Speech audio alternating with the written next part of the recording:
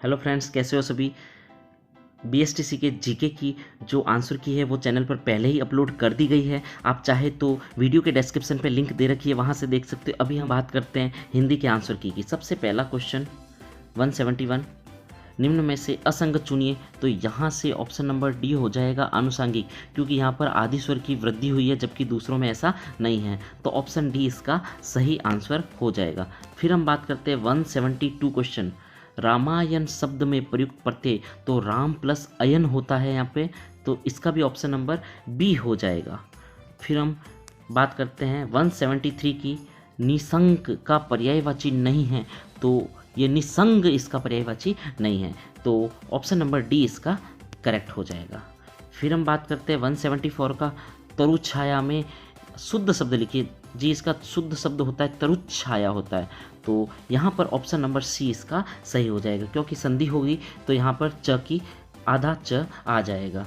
फिर हम बात करते हैं 175, गोदान। जी, गोदान जो है वो मुंशी प्रेमचंद के द्वारा लिखी गई है, तो इस प्रकार ऑप्शन नंबर बी इसका सही हो जाएगा। करते 176, यदि मन लगाकर काम करोगे तो सफलता प्राप्त होगी। ये वाक्य है, मिश्र वाक्य है। मिश्र वाक्य यहाँ पर ऑप्शन नंबर बी बिल्कुल सही है। फिर हम बात करते हैं 177, तत्पुरुष समास का उदाहरण है। तो यहाँ पर हो जाएगा आशातीत, आशा से अतीत। ठीक है, विभक्ति का लोप होता है तो उसमें तत्पुरुष समास, तो ऑप्शन नंबर ए बिल्कुल करेक्ट है यहाँ पे। फिर 178 की बात करें तो सरस का विलोम, सरस का विलोम होता है नीरस, तो ऑप्शन नंबर ए आंसर हो जाएगा इसका। फिर बात करते हैं 179, 179 हमारे सामने है, सोने में सुगंध। सोने में सुगंध का मतलब होता है बहुत सुंदर वस्तु में भी और गुण का होना, सोने में सुगंध। ठीक है, जिस प्रकार सोने में सुहागा आता है, ठीक उसी प्रकार सोने में सुगंध। तो यहाँ ऑप्शन नंबर सी करेक्ट हो जाएगा। फिर बात करते हैं 180, अग्नि का पर्यायवाची नहीं है। देखिए, पावक है, ये भी है और कृषाणु भी है। यहाँ मयूख, इसका मतलब किरण होता है, मयूख किरण का पर्यायवाची है, तो ऑप्शन नंबर ए हो जाएगा। 181 की बात करें, मध्यम पद लोपी तत्पुरुष का उदाहरण नहीं है, तो इसका ऑप्शन नंबर सी हो जाएगा, मधु। फिर हम बात करते हैं 182, किस विकल्प में ईय प्रत्यय का प्रयोग नहीं हुआ है। तो यहाँ पर विचारणीय, यहाँ अनीय प्रत्यय है। ठीक है, पाणिनीय, ईय, मानवीय और भवदीय सब में, तो यहाँ ऑप्शन नंबर बी बिल्कुल करेक्ट हो जाएगा। फिर हम बात करते हैं 83, एक अकेला 2 11। इसका अर्थ देखिए, एक अकेला 2 11, यानी कि क्या हुआ, संगठन में ही शक्ति है। ऑप्शन नंबर बी बिल्कुल सही है यहाँ पे। फिर 184 की बात करें, वह हथियार जो हाथ में थाम कर चलाया जाता, हाथ में जो रख के चलाया जाता है उसको कहते हैं शस्त्र, और जो फेंक कर चलाया जाता है उसको बोलते हैं अस्त्र। तो यहाँ पर ऑप्शन नंबर बी बिल्कुल सही हो जाएगा। फिर हम बात करते हैं 185 की, तो अनंग, अनंग का मतलब होता है बिना शरीर का। ठीक है, तो ऑप्शन नंबर सी सही हो जाएगा। फिर 186 की बात करें कि वाक्यांश के लिए जो शब्द है उसमें से असंगत कौन सा, देखिए, जिसे क्रय किया गया कृत बिल्कुल सही है, जो कृत्रिम वेश धारण करता है छद्मी बिल्कुल सही है, जिसका हाथ बहुत तेज चलता है ये भी बिल्कुल सही है, और सुंदर और लंबे बाल वाला, या विकेसिनी नहीं होता है, यहाँ होता है सुकेसिनी, सुकेसिनी होता है ना, अच्छे के लिए सु वर्ड आता है, तो यहाँ पर ऑप्शन नंबर सी बिल्कुल सही हो जाएगा। फिर हम आगे चलते हैं 187 पे, तो अशुद्ध वाक्य देखना है। हाँ, यहाँ पहला ऑप्शन ही है, किसी और अन्य से नहीं होता है, किसी अन्य से परामर्श लीजिए। ठीक है, और नहीं आता तो ये शुद्ध हो जाता, तो किसी अन्य से परामर्श लीजिए, ये अशुद्ध वाक्य है, ऑप्शन नंबर ए। फिर हम बात करते हैं 188, वाक जाल, यहाँ पर व्यंजन संधि है वाक प्लस जाल। ठीक है, क यहाँ पे हलंत होता है, तो वाक जाल, ये आपका ऑप्शन नंबर ए हो जाएगा। फिर आप देखिए, विद्या धन शब्द में समास, विद्या रूपी धन, जहाँ रूपी आ जाता है वहाँ पे कर्मधारय समास हो जाता है, 189 का ए ऑप्शन। फिर आप देखिए, कवि का जो स्त्रीलिंग होता है वो होता है कवयित्री, यह आपका ऑप्शन नंबर सी बिल्कुल सही है।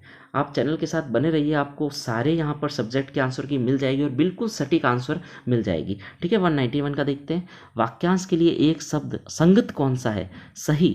तो देखिए, जिसकी दोनों पक्षों में निष्ठा हो, उभयनिष्ठ, ये बिल्कुल सही है, और जिसकी इप्सा की गई हो, अभिप्सा होता है, और जो छाती के बल चलता है ये सांप होता है, उरग। जिसको बोलते हैं, और जो अच्छे कुल में जन्म लेता है इसको बोलते हैं कुलीन। तो ये सारे ही सही गलत है, इसमें से ऑप्शन नंबर सी जो है वो बिल्कुल सही है, तो ऑप्शन नंबर सी। 192 की बात करें, शुद्ध वर्तनी कौन सा है, तो ये देखिए आप, अनुग्रहित, ये आपका ये होता है, ठीक है जी। हाँ, फिर हम बात करते हैं 193 का, तो इसमें से सही विकल्प कौन सा है, क्योंकि यहाँ पर संधि सही रूप से संधि के नियमों का पालन नहीं हुआ है, तो ये जो नी प्लस स्थूर है ये यहाँ पर सही हो जाएगा, ऑप्शन नंबर डी यहाँ पर बिल्कुल करेक्ट है। फिर हम बात करते हैं 194 का, इत प्रत्यय का उपयोग तद्धित रूप में हुआ है। देखिए ये सभी आपके मापना, लिखना, याचना, ठीक है, ये जो दुखित है ये क्रिया से, सारी ये चीज़ें सारी क्रिया से हुई है, परंतु ये क्रिया से नहीं हुई है, संज्ञा उनसे सबसे होती है, तो वो तद्धित प्रत्यय होती है, ये दुखित हो जाएगा आपका ऑप्शन नंबर डी। फिर आप देखिए अवधूत, अवधूत का मतलब क्या होता है, अवधूत का मतलब होता है मस्त और फक्कड़ रहने वाला, मस्त रहने वाला जो होता है वो होता है आपके अवधूत, तो ऑप्शन नंबर बी।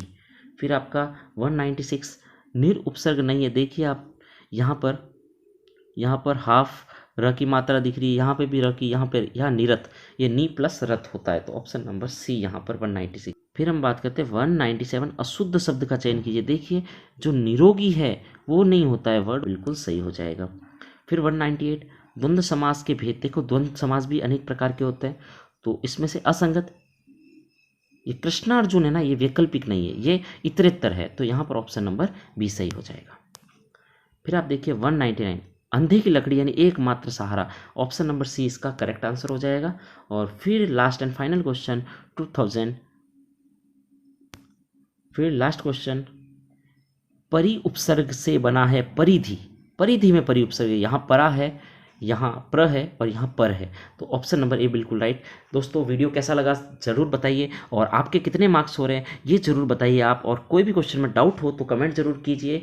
और जो जीके का पेपर है पहले ही अपलोड कर चुका हूँ मैं, तो वहाँ से आप जीके का पेपर भी चैनल के डिस्क्रिप्शन पे दे रखा है, वहाँ से आप देख सकते हैं, और दूसरे जो सब्जेक्ट्स हैं उनके आंसर की देखने के लिए चैनल के साथ बने रहिए। धन्यवाद।